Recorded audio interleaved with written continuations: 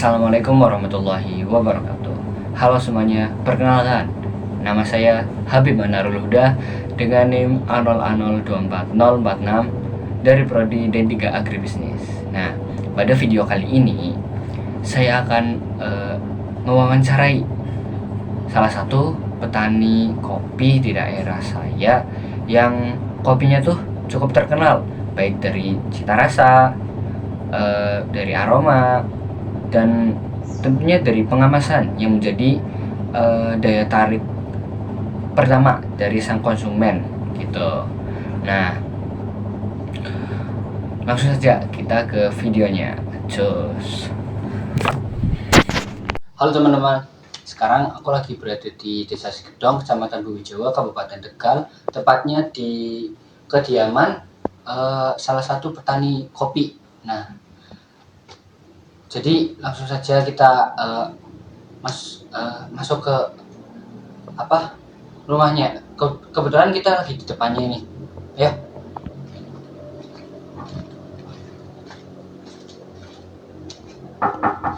Jadi gini Pak, saya mahasiswa Unsur dapat tugas dari dosen saya, matkul dasar ilmu pertanian. Itu saya dikasih tugas buat mewawancarai salah satu pelaku usaha pertanian dalam artian luas. Nah, di daerah kalian masing-masing. Nah, saya di sini mengambil pertanian kopi ya Pak, benar ya Pak? Nah, itu saya mau mewawancarai Bapak ini Mas ya, Mas aja. Panggil Mas ya nggak Pak? Oh ya, Mas aja ya, kan Monggo, Mas. Ya. Mulai dari hulu sampai hilir ya Mas, dari semua pemasaran lagi Mas. Ya gitu. Jadi untuk pertanyaan pertama tuh, ini Mas tuh bertani kopi tuh motivasinya apa gitu Mas? Ya oke, ini terkait dengan motivasi kenapa saya mau bertani kopi. Itu yang pertama karena saya itu anak desa, saya orang desa. Saya pengen mengembangkan desa itu lebih baik lagi. Kemudian tidak hanya dikenal sebagai sentra sayur saja Mas. Iya. Tapi karena kita di sini lingkupnya sudah kopi dan Iya. buah-buah, nah saya fokusnya pada kopi. Saya pengen desa saya itu dikenal dengan komoditas kopi yang unggul gitu Mas. Oh begitu ya Mas. Ya. Oke. Baik. Jadi motivasi Mas itu agar desa itu bisa dikenal lebih luas oleh masyarakat, tidak hanya dari desa ini sendiri ya Mas. Iya. Oke. Untuk pertanyaan kedua ya Mas. Oke, monggo. Ini kan bertani kopi gitu ya. Tentunya ada bibit dong. Iya Nah, pasti. Nah, itu bibitnya itu berasal dari mana, atau apakah itu menyemai sendiri atau membeli dari penjual gitu Mas? Untuk bibit ya, ini kaitan dengan bibit. Dulu itu di desa ini sedikit cerita ya Mas ya. Dulu itu kenapa desa Sigedong ada kopi itu karena ada program dari pemerintah dulu. Itu saya belum tahu itu kopi, tapi kesini kan ada banyak bibit-bibit kopi yang tumbuh Mas, yang tumbuh di bawah pohonnya. Nah, karena saya itu ya orang nggak punya ya Mas ya, ya saya berpikir lebih kreatif lagi, nuturi waktu. Jadi saya ambil bibit-bibit yang kecil yang tumbuh liar itu dipindah media tanamnya ke polybag. Setelah di polybag sampai 1,5 tahun atau berapa lah, lebih baik sih 1,5 tahun. 1,5 tahun kita nyemai bibit dari itu, kemudian dipindah lagi ke media tanam yang lebih baik lagi. Kayak contoh di sini ada tanah yang miring nih Mas, di hutan. Kita tanam di hutan Mas. Itu dari bibitnya. Kalau dulu kan dari pemerintah, tapi kesini kita olah sendiri Mas. Seperti itu. Kita manfaatkan yang ada. Oke, baik Mas. Lanjut saja ya Mas untuk pertanyaan ketiga. Setelah kan tadi katanya bibit itu semakin kesini diolah sendiri ya Mas. Iya. Dari sendiri berarti.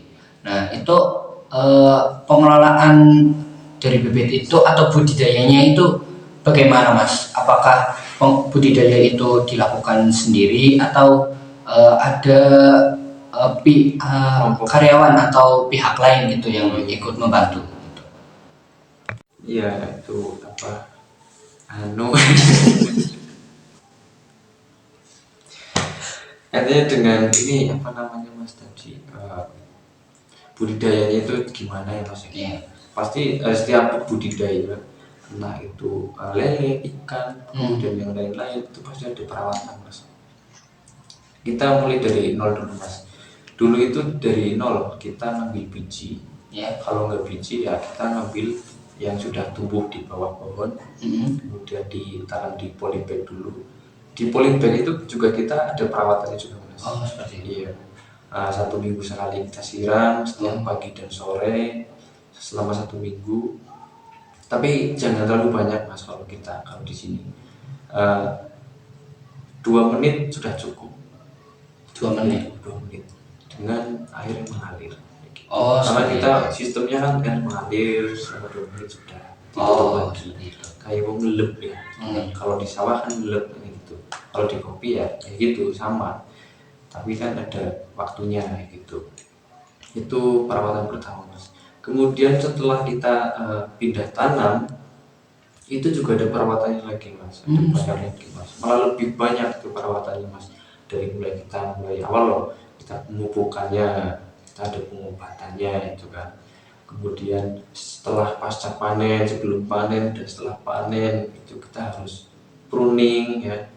Matun ya, matun itu kita menyebuti gulma itu tumbuhan liar ya Mas ya. Iya. Kita dibuang karena gini, kopi itu kan ketika ada tumbuhan yang menghambat pertumbuhannya itu kan pertumbuhan dari bibit kopi atau pohon kopi itu kan terhambat juga Mas. Iya.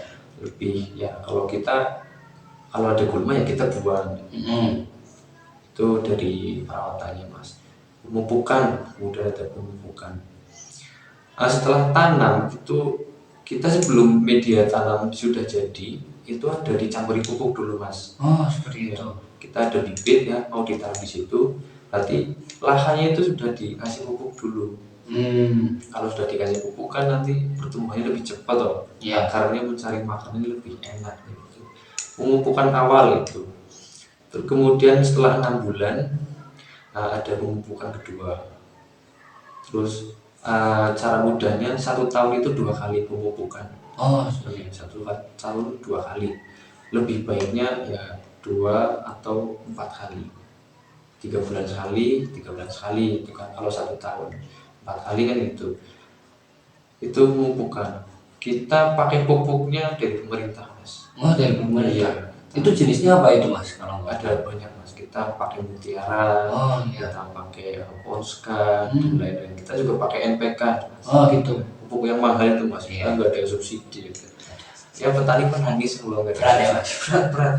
Ya, karena kita kalau menanam kopi ya kan Mas, itu kita secara tidak langsung kayak puasa selama puasa. berapa tahun ya, karena kita setelah tanam itu kan berbuahnya 2 tahun atau 2,5 tahun baru bisa berbuah. Iya. Nah selama itu pertumbuhan kita perawatannya kita puasa Mas. Iya sih. Kita belum menghasilkan ya.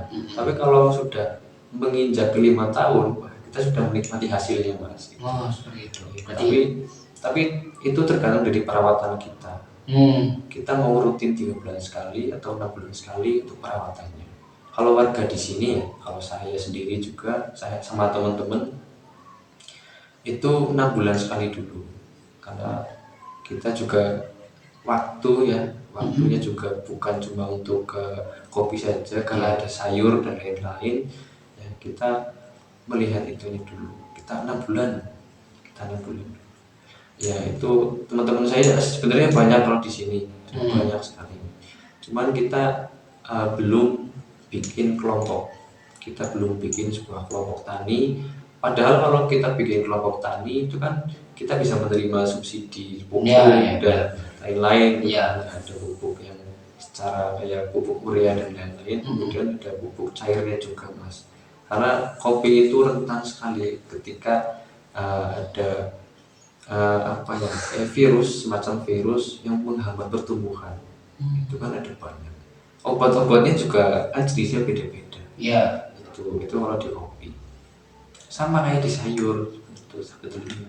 Cuma kalau di kopi ya kita lebih efisien mas, karena kalau di kopi ya kita tidak 3 bulan itu full pengobatan Iya. ya. Kalau sayur kan ada yang 1 minggu sekali, 1 minggu 2 kali, bahkan 2 hari sekali ada gitu kan kalau sayur.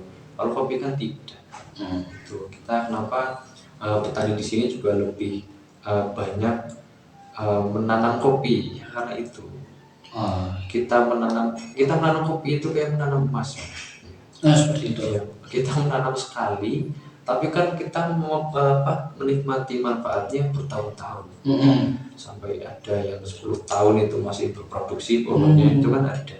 Di sini berarti paling lama itu ada yang 12 tahun masih berproduksi. 12 tahun. Iya, kan itu menikmati hasilnya luar biasa. Luar Luarnya kita bisa naik ke pohonnya mas, Oh, bisa seperti itu. mempenekan.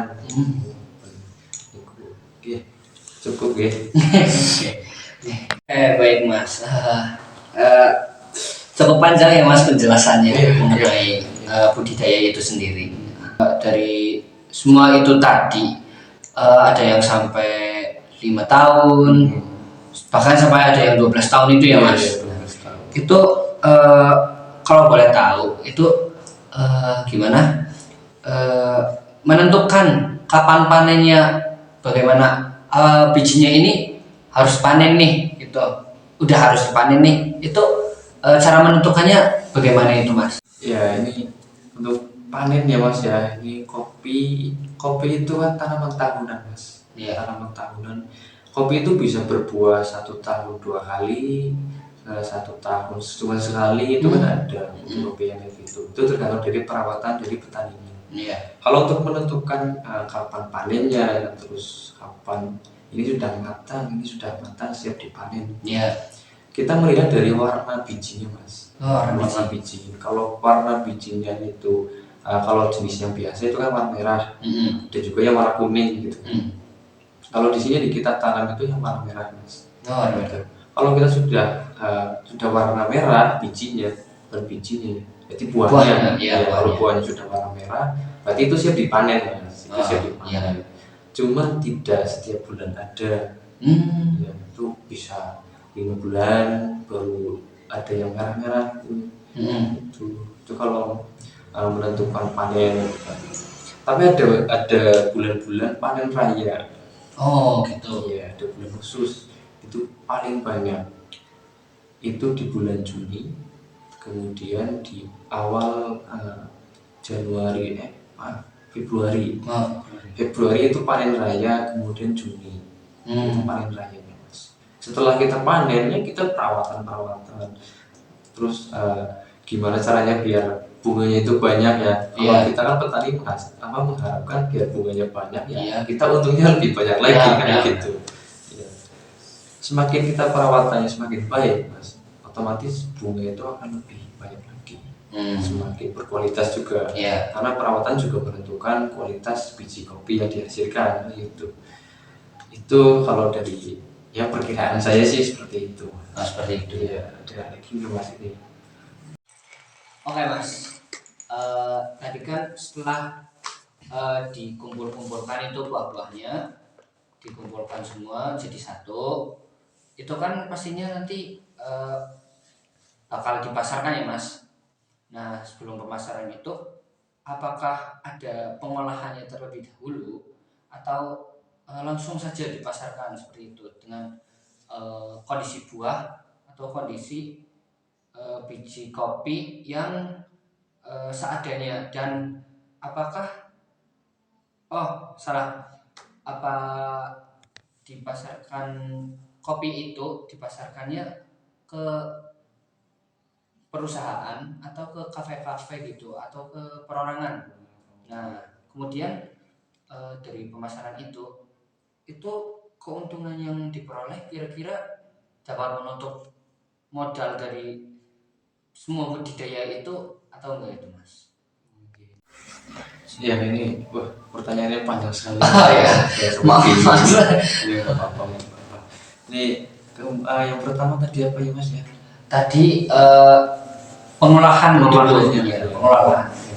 Kalau kita itu teman-teman kita ya, kalau dari si gedong itu kebanyakan kita diolah dulu Mas, sebelum kita dipasarkan kita diolah dulu karena gini, kalau kita diolah, kalau kita sudah punya bibit, maaf bukan bibit ya, biji kopi ya hasil panen, kalau kita jual cherry yang warna merah itu namanya cherry loh kalau kita jual cherry itu murah Mas, paling ya 8.000 Iya. apa 9.000 ya. Itu per kilo Mas. Per kilo.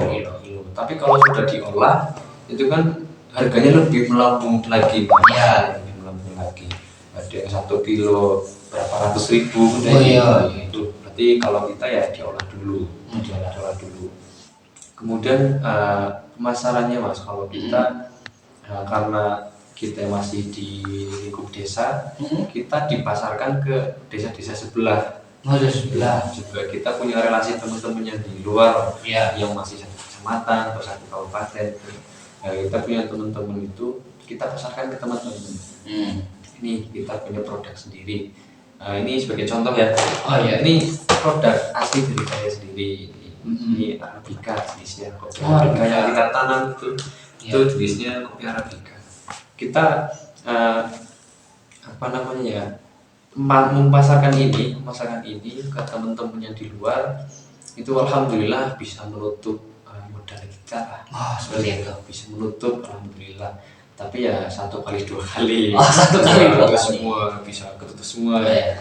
Berarti siap pemasaran nggak mesti menutup modal gitu. Iya, tapi ya kita lebih baiknya dipasarkan kayak gini. Kalau kita bentuk cherry ya kita rugi Mas. Kita Rugi besar. punya lama ya kan, sampai 6 bulan sampai berapa bulan, tapi hasilnya segitu-segitu saja.